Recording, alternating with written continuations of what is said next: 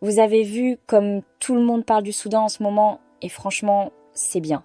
C'est même nécessaire. Parce que ce qui se passe là-bas, c'est grave. Mais pendant qu'on regarde vers Khartoum, on oublie un peu ce qui se passe plus à l'ouest.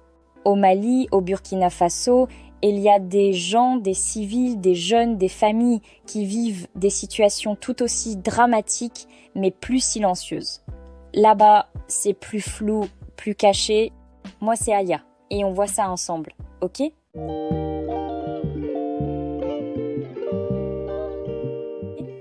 On ne parle pas de guerre officielle, mais d'opérations dites antiterroristes, menées, entre autres, par des mercenaires russes du groupe Afrika Korps, les héritiers de Wagner. Et depuis leur arrivée, les rapports se multiplient. Torture, disparitions, exécutions sommaires, villages entiers pris pour cible, sous prétexte de lutte contre le terrorisme. Tout ça dans le silence. Pas de vidéos virales, pas de hashtag. Juste des vies effacées au nom d'une sécurité qui ressemble de plus en plus à une occupation. Le pire, c'est qu'on nous vend ça comme la solution miracle. Les Russes vont nous protéger. Mais en vrai, c'est une fausse solution. Parce que ces alliances ne règlent rien. Elles déplacent juste le problème.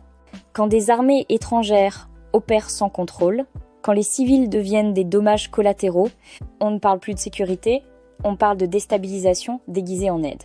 Et pendant qu'on détourne le regard, ces pays s'enfoncent dans la peur, la méfiance et le silence. Alors oui, il faut parler du Soudan, mais il faut aussi regarder du côté du Mali, du Burkina, du Niger, parce que les guerres qu'on ignore sont souvent celles qui durent le plus longtemps. Merci de m'avoir écouté et n'hésite pas à me donner ton avis en commentaire. C'est important de s'exprimer et ici on écoute tout le monde.